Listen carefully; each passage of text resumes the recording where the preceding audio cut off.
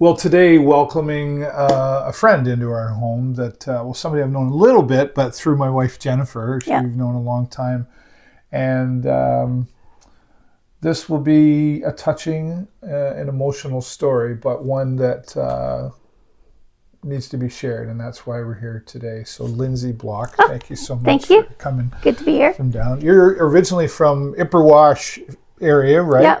Yep. And we'll get to where you are now. But what was Ipperwash like? Did you have fun being close to the beach and everything? Oh yeah, we lived just about a kilometer from the beach. Yeah. And yeah, I loved it. Small town. Right. You know, it had its positives and negatives. You know, we had to drive everywhere. Oh yeah, to get to Jen's or to get to my best friend Jackie's place, till I could drive.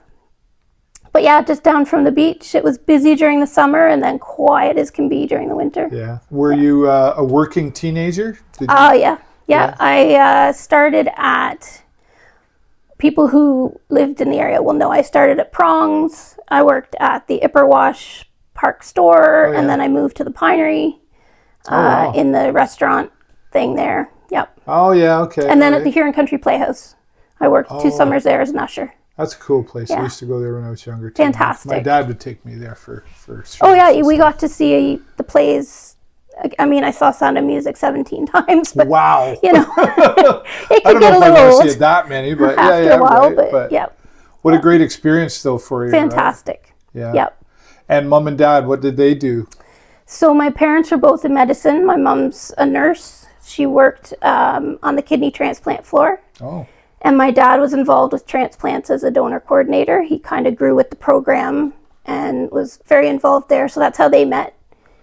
Interesting. Yeah, in transplant. So yeah, that's interesting. Ironically, as we get to this story, right? Yeah, full circle. Yeah. So then, do you go off to school, or what did you do? I didn't go far. I went to London. Okay. I did a year at King's, and didn't have a great year. Okay. Had some mental health issues, and thought, I was originally wanting to be a teacher. I love math and science and wanted to teach high school. Math. Ugh. I know, I get that a lot. So I jumped into where I was comfortable, which is medicine. I grew up in it. So I went to Westervelt for medical admin. Right. And soared through that, kind of found my niche and went off, and that was it. I kind of jumped into the hospital there, and I've worked in all the hospitals, and trying to find where I enjoyed the best, where I had patient contact or no patient contact and health records and this and that. And now I work for a chiropractor, private practice, and it's the best. It's my favorite. Why is that? What do you like best about that? Because there's admin stuff to kind of keep that side of me interested. Right. And then there's the patient side to keep that social part going, and love the patients. It'd be pretty sad without them. Yeah. Just that I need people contact, apparently. Well, who doesn't really, right? Even the introverts, and it really, we all need a little human touch. Exactly. Yeah. So. And then, so how long have you been at the chiropractor now? 3 years now. Okay. Yeah. All right. Yeah. Well, they must like you if they're keeping you around. So far, so good. I mean, I kind of surprised him a couple of weeks ago with a new hairstyle. Kind of went the pink way for that. Comes back full circle to our story, but right. It's all good. Well, I think let's get to a lot of what the focus is here today, and I like the shirt, Child Cancer Mom. Thank you. Yep. Most people never meet their heroes. I raised mine, and by far. Yeah. Yep. We're going to talk about the loss of your son, Toby. Yep. Tobin, but known as Toby, right? He preferred Toby. He would correct you. Yeah. So definitely. You lost your son at 4.5 years old. Yeah. So he was born in 2016. I already had a 14-year-old son, Evan, from my first marriage. And something in me figured, I've got one finally self-sufficient on their own. Right. Why not start again? Okay. So I had Toby, and I used to joke with people that if Toby had been born first, there would have only been one child, because he had a mind of his own. He knew what he wanted and how he wanted to do it. At such a young age. From day one. I mean, it's kind of weird to say from day one. Whatever age they start discovering who they are and behaving the way they want to behave, he showed that he had his own reason for doing things, and that was, I've got pictures of him sort of climbing up on the side of the couch and looking back with this look on his face as if to say, come on, tell me not to do this. Right. You know? Let me see. Yeah, he was never like nasty or like, he was just a handful. He had his own story, and it was going to be his way. Looking back, it's very clear that he knew, okay, look, I've got this short amount of time that I'm here. I have a very specific job to do and things to teach. I got to get it done. You know, it's funny when you look back and you can see Well, that. I guess at a young age like that too, like very, very young, you still don't really know life and how long we're typically here and stuff. No. But he's certainly lived every day as he wanted. I think, pardon me, I think most people, I mean, I didn't take a survey, but most people, when they hear that you lost your son at 4.5 years old, most people are thinking, I can't imagine. Absolutely. And is that, you know, like the right, what am I trying to say? Is that a typical response? You get people say, oh my goodness, I can't imagine. Yeah. Whereas, you know, me, like, I can't imagine, of course, but I really don't want to imagine the loss. I mean, my son's 25 and I couldn't imagine losing him at 25, right? You know? Yeah. How do you react to people's reactions? I appreciate the I can't imagine. Yeah.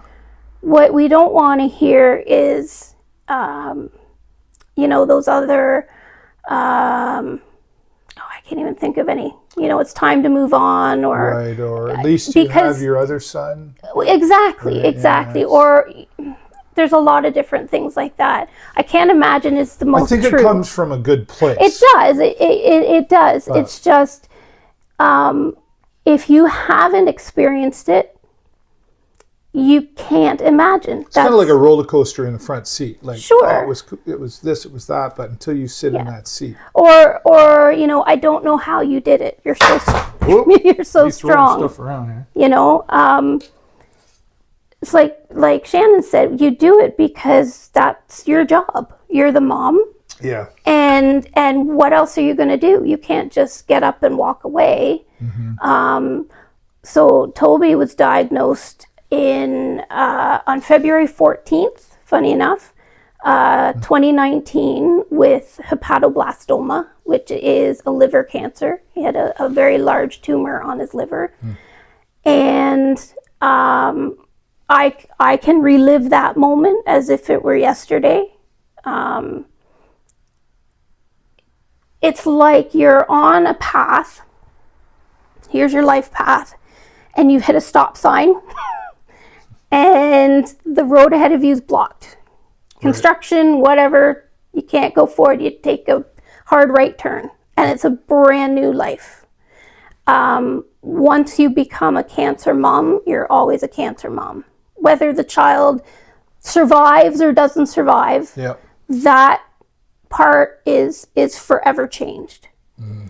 And we, of course, went into it. One of the main treatments for hepatoblastoma is transplant, funny enough. So when I was looking through information about it, and come from a medical family, but no cancer experience. Okay. So this was a brand new world for us. Mm-hmm. And as soon as I saw transplant, I'm like, oh, thank God, I know this part of it, if that's what it came to. Toby's cancer was contained within his liver, as far as we knew.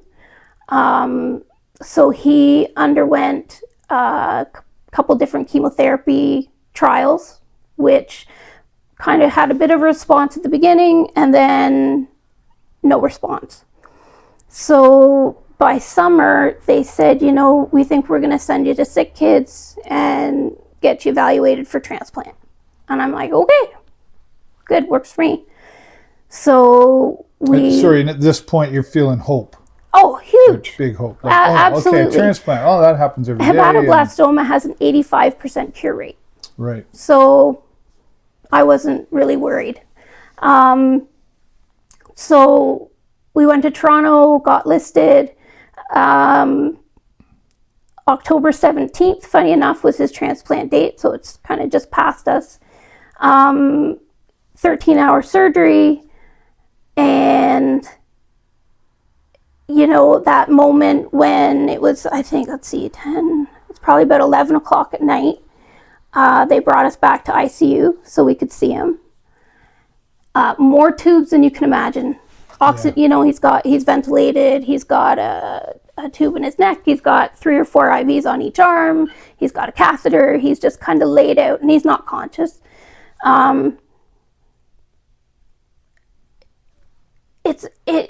I kind of went through this process the way I kind of deal with or not deal with stress and things like that is I go into what I call business mode.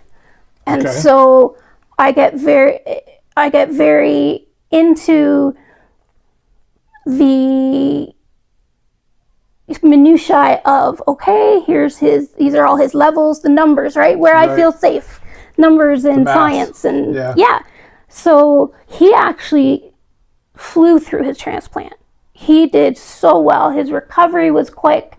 He had a couple little scares with rejection, but they were on top of it with steroids and the rest. And I've got pictures of him afterwards and video of the first day they took him for a little walk and first time he sat up. And I mean, this kid was he never once questioned what was wrong with him. Why was he always going to the hospital? Why was he having these major surgeries and these medicines? And it was just another day for him. Yeah. And he was always full of smiles and laughs and giggles and silliness. So he flew through his transplant. We were home by the first week of December. We were cancer-free at that point. As far as we knew, cancer went out with the liver, Had an amazing Christmas, full of hope and dreams. January comes around and he has a scan and the tests and everything, and it's back. And the reason we think it's back is when they took his liver out, where the tumor was abutted right up against one of the major blood vessels to the liver. Okay. So what they think has happened is early on, it invaded that blood vessel and was actually through his system. So he had already developed a tumor on one of his lungs. By March, he had 5. So we were back to Toronto to have those tumors removed, and then very intensive chemo. We were still hopeful, still very hopeful. So those were removed. There was one tumor that was kind of on the side of his lung, kind of by the heart, that they couldn't get clear margins on. So they said, we'll just blast him with chemo. The problem with the chemo that he's always had, though, is the chemo will work that first bit and then stop working. Every time. So by, July, it was like, this is our last kind of chemo option we have. And it failed. So in August, the end of August, I got a call. And because now this is COVID time. Right. Right? COVID kind of hit right after his lung surgery in March. And so anything after that was me and Toby, right? In hospital, everything was just me and him, unless we were at home. with and like my it wasn't already parents. hard enough, COVID had to help. Exactly. Because by then they shut down the playroom. You couldn't leave your room. You know, it was not fun. And the worst part was the doctor had to tell me over the phone the bad news that we had run out of options. And, you know, we were no longer looking at curative treatment, but palliative treatment. And what was hard with that is I can that's another memory that I can bring back quickly. As I was downstairs and I had to go upstairs and tell my family that we were done and we had to move on to the next phase. How accepting or not accepting were you when you received that news? Looking back, any of the news that we got, good or bad, funny enough, was that business mode. You know, right. I think I went through his entire illness in survival mode. And it wasn't until quite a long time after, with some good therapy, that I experienced those emotions that would have happened at the time. You know, you see these movies and stuff where, you know, you'd get news like that, or when the person passes, the people dropping and crumbling and crying out in grief. That wasn't me. And there were many times I questioned why that wasn't me. You know, and I would imagine some guilt. Like, why am I not so upset? Why am I not reacting? I don't know. And confusion, guilty. You know. Sure. Now the one thing that we did, so he had 5 rounds of radiation, palliative treatment, and they didn't know how long he had. And in pediatrics, they don't like to guess, you know. They don't like to say, well, he's got 2 to 3 months. He's got, because they'll say you can have a child who looks horrendously sick that will surprise you and live another 6 months. Or you can have a child who looks fantastic and die in a week, because kids can do that, right? They go from one to the other very quickly. So they didn't give me any indication how long we had. That we would just kind of take it bit by bit. This kid was true Toby right to the end. I found out later from his palliative nurse that they didn't expect to see him at Christmas. Right. And this was end of August. And we had a fantastic Christmas because this kid showed nothing.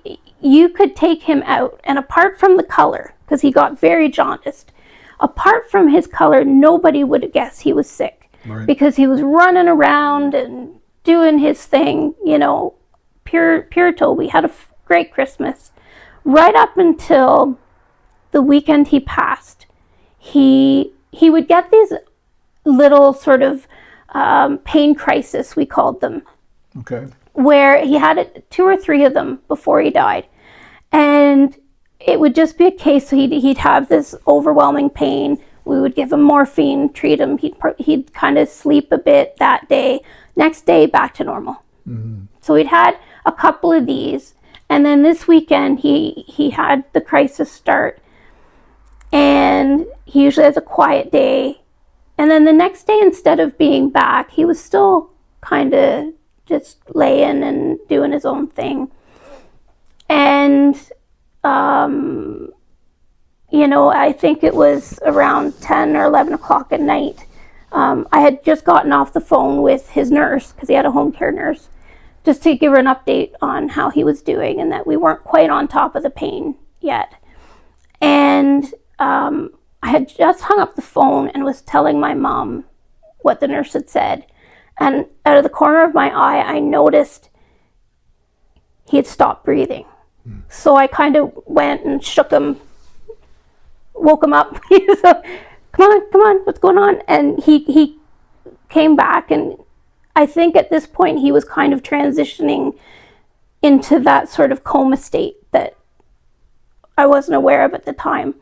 And my mom's like, yeah, I think you better call the nurse back. And so she came over, and he had, I call it the most beautiful, horrible night of my life, because it only took him about 4 hours to go through the whole sort of process. Sleeping.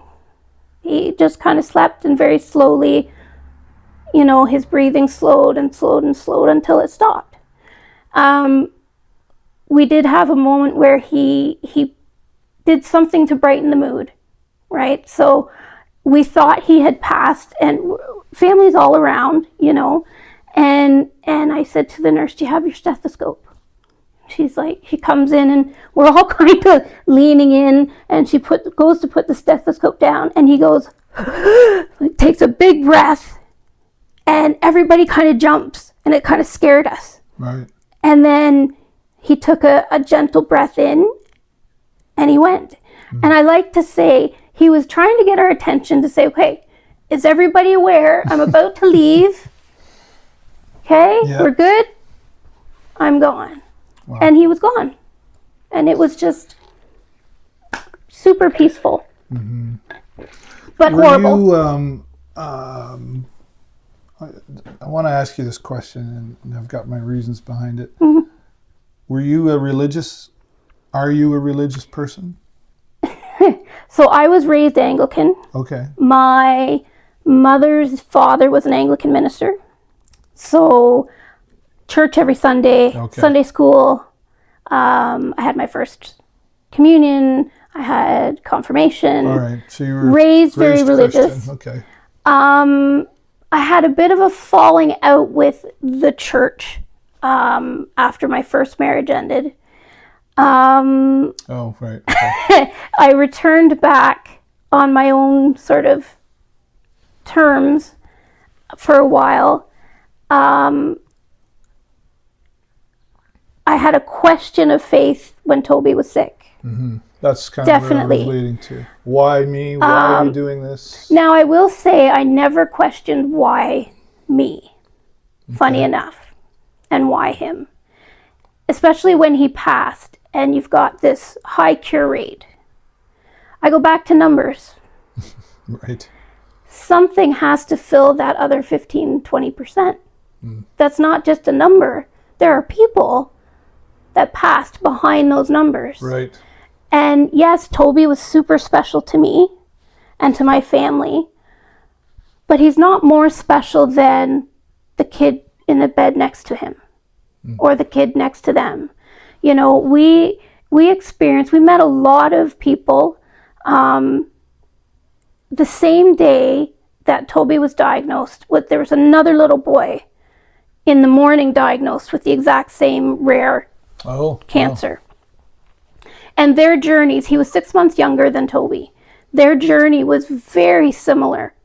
With now, the other child didn't have a transplant, but he had the tumor removed, so he had a big surgery.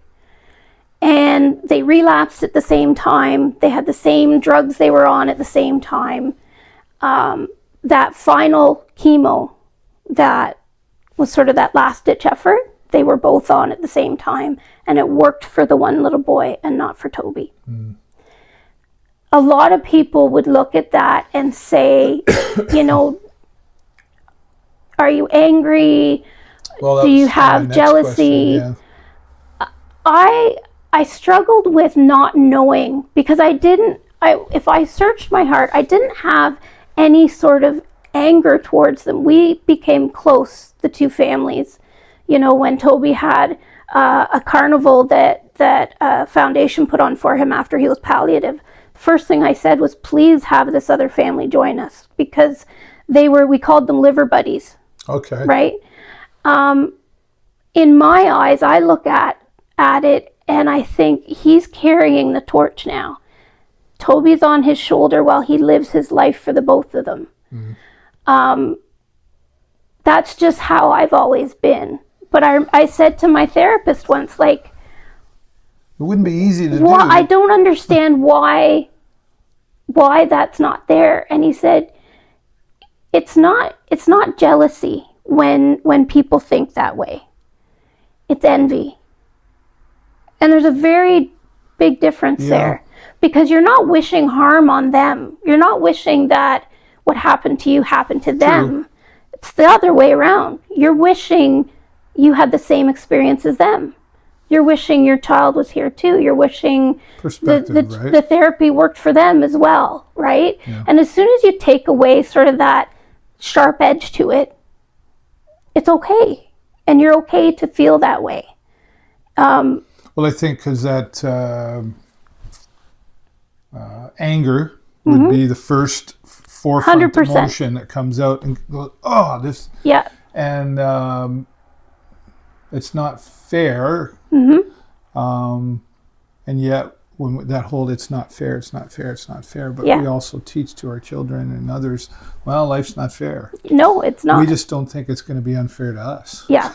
Yeah. to the extreme that you experience. I mean, crossing the street or something and whatever. But but it's hard when it's kids, right? Well, it kind of makes we're conditioned as we are from the day we're born, as we grow.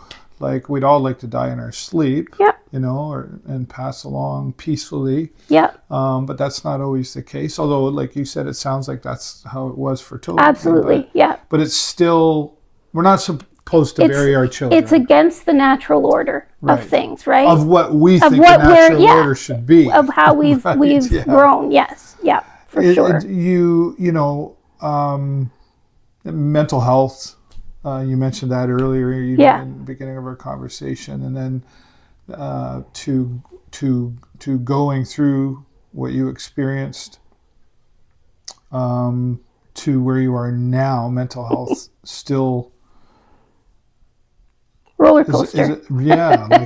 Huge. I mean, we typically think of mental health. We go, depression, anxiety, and how do I get up in the morning, and all that stuff. But this is a little different animal of mental health, I think. Yeah, there's a lot of different levels. The first thing I had to process was that I struggled with is how it's one thing to be angry at a person for doing something. Sure. How can you be angry at a disease? And I struggled with that because that's who was at fault for taking my son, was cancer. Right. How do I work through anger at something that, you can't talk to, you can't shout at, you can't hit? But that could also be related to why we, like God, right? If you're a believer, Christian, if it goes up to that, your relationship, and everybody's relationship with God, whether they have one or not. If you don't have one, that's still some kind of a relationship, but is different. Yes. But to be angry at something we can't see. It's not tangible, right? And why would you? I'd be angry. I would struggle with that. I had anger, but just because of how I was built and my experiences to that point, I did not have a good relationship with anger itself. Right. Yeah. And so it was never the first emotion I would go to because I did not feel safe in anger. Okay. The big thing when it comes to, what you believe in, it's faith. I like to call it faith. Yeah. Right? Doesn't matter what it is you're believing in, but you have faith. One thing I've always believed in is everything has a purpose. There's a reason for everything. Now, I can have people argue with that and say, what reason in the face of this world could there be for a child being sick and dying? Yeah, what kind of God would do that? Right? But there are reasons, because if I had not gone through what I did with him, there are things I would not have known. There are people I would not have met. And he was a gift. His purpose here was to help us learn important things. Yeah. Because he didn't suffer. So what did you learn? What did Toby teach? The most important lesson I learned from him, and it became most present in his last 5 months, because he went palliative in end of August and he passed away on the 25th of January. And he taught me how to live in the moment, to be in the moment. Because if I had spent those 5 months, anytime I was with him, thinking about when he's going to die, I don't know when he's going to die, but he's going to die. That's not a way to spend time with him. I had to put that fear and sadness and whatever away and enjoy those moments with him. Because he didn't, well, depends what you think. I think on a level he knew that his end was coming near.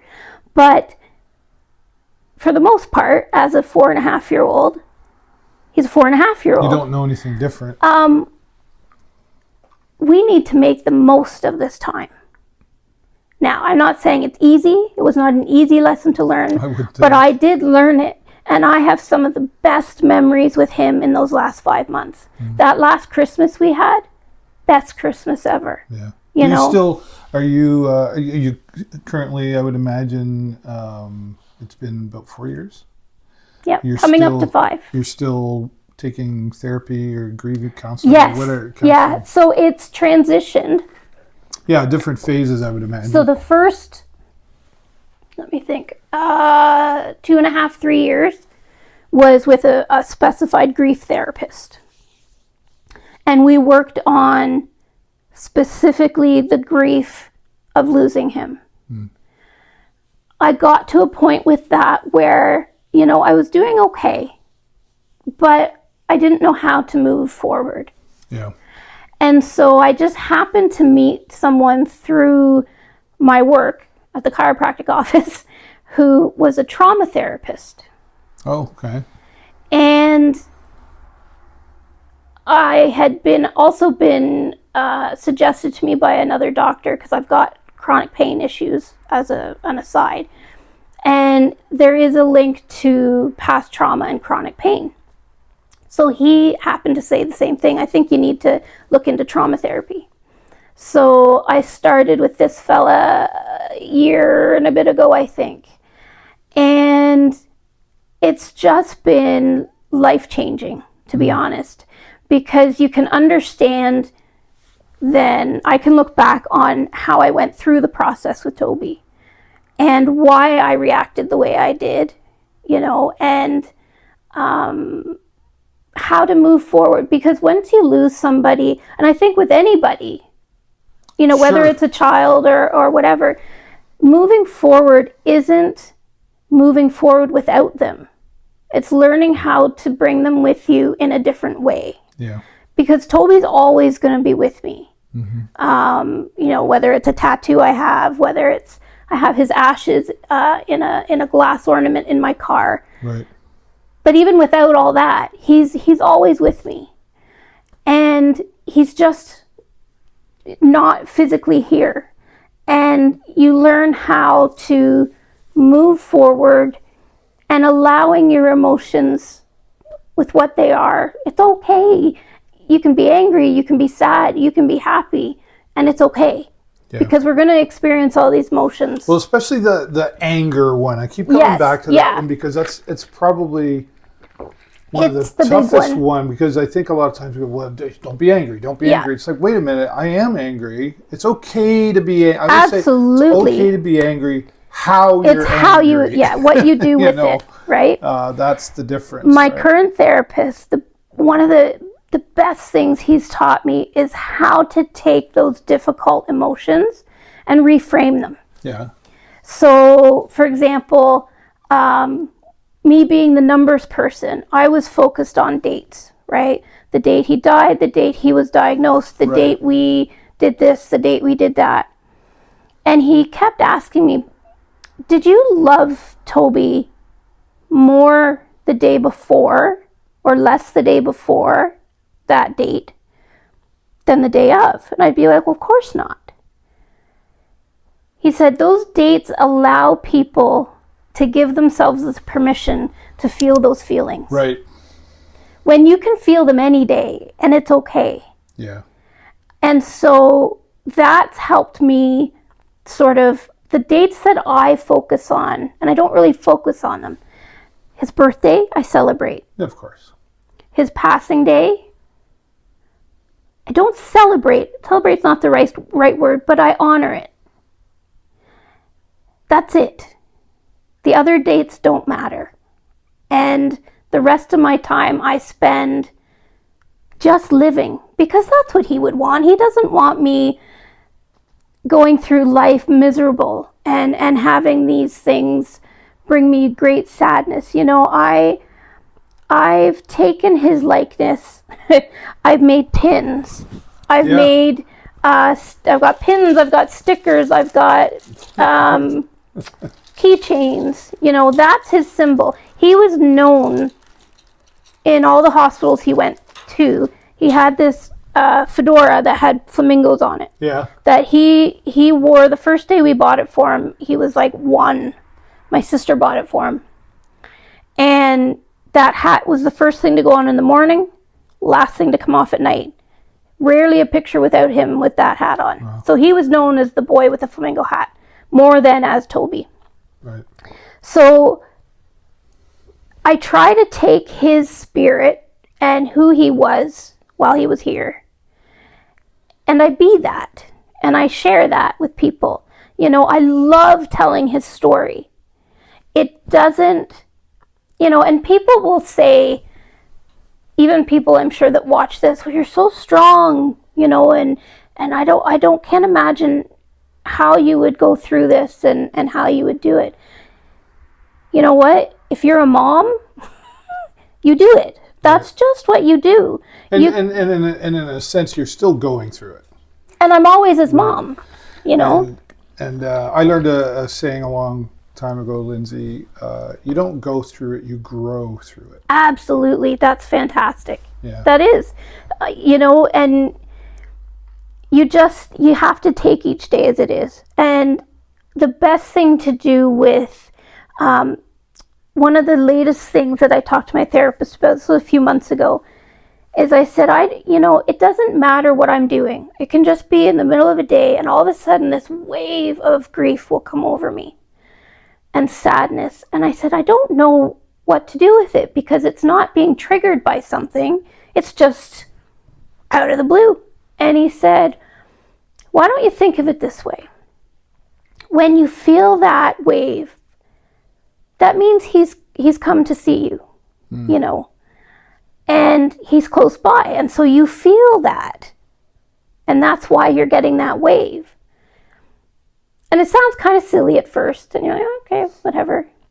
So the next time that happened, I said, okay. All said to think, hey, buddy, how's it going? But after a few times, it would happen and I would smile. Mm-hmm. Because now I'm grateful almost that this feeling's coming on. Because it's reminding me to take a moment and think of my son in my day. Yeah. You know? And you have to take the best thing you can do. I believe in energy. Okay?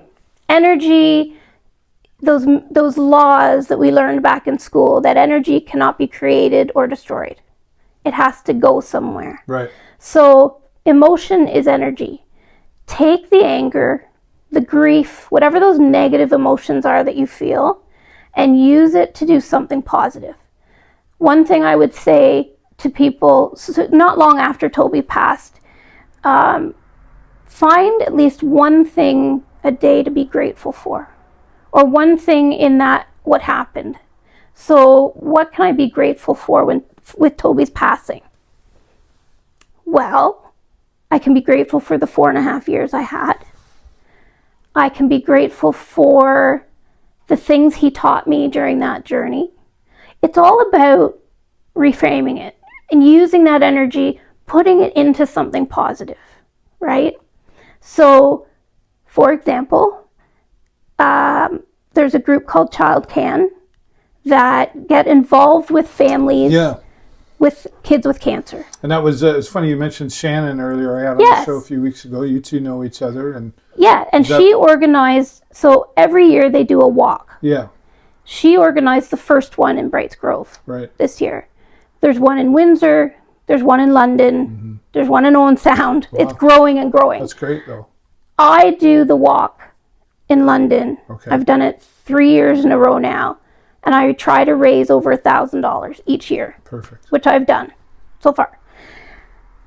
Child Can gets involved as soon as they can on your journey. Okay.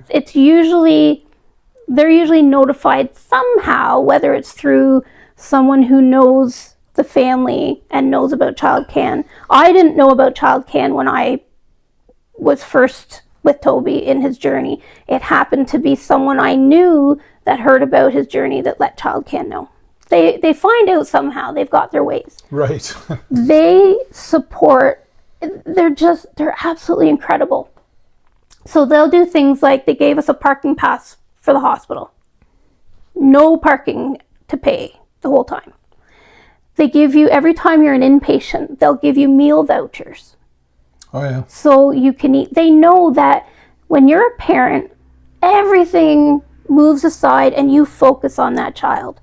So they'll help you with bills. They'll give you gas cards. They'll give you grocery cards. They know you need to focus on that child. So all the extra stuff they help you with.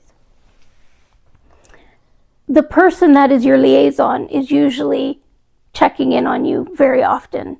Renee was the lady that was our liaison, and she was incredible. The emotional support she gave was far beyond, fantastic. When we went to Toronto, they, were supportive with that. They'd give you any sort of information you needed for going there. The most surprising thing to me was when Toby passed away, we got money towards funeral expenses. Yeah. And we got each family member, so myself, Toby's dad, and my older son, were offered 10 sessions of grief therapy. Fantastic. Which is how I got into grief therapy, was right. Because of them. Such a great support. Amazing but support. all this money has to come from somewhere. And that's why the fundraisers, etc. Right? So I try to do the walk every year as a way of giving back. Yep. So, segue. Next June would be Toby's 10th birthday. Right. Kind of one of those ones, a milestone birthday normally. Sure. And I know that despite all the therapy, it's going to be a tough birthday. Mm-hmm. So I would think everyone is. Long ago, I was, how am I going to flip this? How am I going to use that energy and make something positive? Well, let's do something to honor Toby that day. And so the first thing I thought of was like a blood drive. Because we've done one before. We did one before when he was sick. And I had found out through the Red Cross, for the amount of blood product he received, how many donors would we need to replace that? I see. Okay. 98, by the way. Wow. Just for one child for 2 years of treatment. So blood drive, good idea. But I wanted to involve Child Can somehow as a way of giving back. And I was I do little talks for Child Can every now and then. They'll call me up and say, hey, we're having an event. Can you tell them Toby's story and how Child Can was helpful? And I'll do that anytime they ask. They don't even have to ask. So I happened to be at one with Suzanne, who's the, whatever you call the head honcho of an organization like that. Like the executive director. Yeah. And so I was talking to her and I said, look, I'm really wanting to do something for Toby and involve you guys. I just can't quite figure it out. And she said, well, when I think of Toby, I think of carnival. Yeah. And I thought, yeah, carnival or zoo, but carnival's a bit easier. I thought, yeah, you're right. Because he had this carnival when he was palliative in our backyard. Shannon had mentioned Leo Larissa, TLC Foundation, which is just a phenomenal organization. He did so much for Toby. Put on this carnival, and I thought, yeah, you're right. You know what? Let's do a carnival. And so she and I were talking about the logistics about it, and I said I want to do with sort of two different things in mind. One, I want to raise some money for ChildCan, but I also want to give the kids that are in treatment, the families that are associated, and the general public, Yep. a day to have fun. Sounds like fun, right? to me. I want to go. So the ball, who doesn't like a exactly, carnival, right? The ball started rolling, and all of a sudden, this became a thing, and I was able to book the Plunkett Estate, who has supported. They do. Steve Plunkett does a lot of stuff. Yep. He has the Palooza dog thing. Yep. Every year. So I was able to book that, and that's huge. And as soon as I went back to ChildCan and I said, "Look, I've got the Plunkett Estate for Toby's Carnival," it's like, all right, well, let's get rolling. Let's go. So this is sort of a partnership. Now you're on the hook to make this great. Well, I know. I've got a lot of help, I'm sure, from the little one upstairs. But the ball started rolling, and so now we've got this carnival coming up. We're going to have a music stage with music going all day. We're going to have food trucks. We're going to have, there's an agility dog group that are going to be doing things with the kids. I hope to have a celebrity dunk tank for fun. We're going to have a vendor row. We're going to have games. We're going to have a big carnival. We're going to have a huge, and it's going to be as big as it can be. Need some ponies in there or something. Maybe. Who knows? Some. We want to get the. I always like the. Here's the big kid in me, but when they bring all the animals, like a petting zoo. Traveling, a petting zoo. Yep. But they bring out, I remember one time I had a tarantula crawling up on my.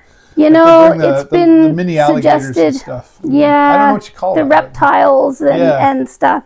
Hey, anything's possible at this point. We're kind of at this point we're getting into the sponsorship phase where we're putting the call out for businesses and organizations and people in general that want to support this day and make it a fantastic day. I've set a lofty goal because it's Toby's 10th birthday. I want to raise $10,000 for ChildCan. Great. I think you'll easily do that. Fingers crossed. I really do, right? Yeah. So we're putting the word out, and we'll see how it goes. I'm trying to reach some celebrity status people. Funny enough, Michael Bublé's son had the same cancer as Toby, and did well and survived. Mm-hmm. So I'm going to try and put a call out even there. We're going to have a silent auction as well. So kind of my offer to sponsors is, if you can't come to the event, you can provide something that people might want to do an auction on. I want to get sporting people involved, like the Knights. Right. I know. I won't say anything about this. We won't hold it against you because she lives in London. I almost you're from the area, yes, so it's all right. I almost wore my Knights jersey today, but I decided against it. Well, I don't know if I could have allowed that. That's great. Yeah. So But no, get different people the involved. Same way, it's fine. You reach out to your community. Yeah. You reach out to the London Knights because that's where you live. You reach out to, hey, I would be getting the cool cars there. Oh, yeah. Well, who doesn't like a cool car? Heck, they're in Steve's garage. They don't have to go far. Right. And I got a feeling, shout out to some of our car groups here in Sarnia, like retro car events, that they would make the trip down for Absolutely. that. I think so. We'll talk some more when we're done this interview and see what I can help you with. Yeah, we want to get the fire trucks and the police cars and the ambulances out there. Even us big kids like those shiny red trucks. Exactly. You want to be able to sit in them and honk the horn, and Suzanne had a great idea. She has seen before, and if anyone's watching this that knows where to get these inflatable animals that you ride. She saw it at an event we've somewhere. got them in the Atlanta Mall here, where you pay whatever and. Well, she wants. We want to see if we can get the like firemen versus policemen riding, there's always some racing. rivalry between You know, those yeah, departments, yeah. and see what we can do. Yeah. I want to talk some more. I got to start wrapping up here. First of all, I'm very grateful for you to spend your time here. Thank you. What have we've got these? I'm throwing stuff around again. I'm probably going to steal one of these before. Oh, for sure. Yeah. And this I just brought this. I wasn't sure, how much into Toby's story we were going to get. Yeah. This in both hospitals at Sick Kids in Toronto and in London here. One thing they do for the kids is they give them bravery beads. So for everything they do, whether it's an IV poke, treatment, there's even one for losing their hair. I just wanted to give you a little snapshot into the things Toby went through and how many things he... Look at this. Yeah, this is full Right. of his beads. We would make them into things we would put them on his IV poles. And I mean, there's kids I've seen that have 3 times this much. Every single bead has a purpose. That's so amazing. And these are 2 years of cancer. This is what... Still pretty full in there. Yeah. So this is kind of a snapshot into what he does, or what childhood cancer is all about. That just says what the beads were meaning. Yeah, so pokes, tests, hair loss. That was my favorite one because it's a little bald bead. So, yeah. Well, we'll talk again when you get closer to your date. Absolutely. And we'll help you get some more. It's going to be June 20th of next year. Okay. At the Plunkett Estate. It's Toby's Carnival of Courage, honoring our heroes. And it's going to be a day full of fun and a way to celebrate one of the best little kids I've ever known. Thank you so much for being here today. Yeah, my pleasure. You know what I'm going to say? Click the love button and click the share button so we can share Lindsay and Toby's story. But as always, that's all the time I got for you this week. Have a great week and an even better weekend. We'll see you next time right here on the show. Bye for now. Bye.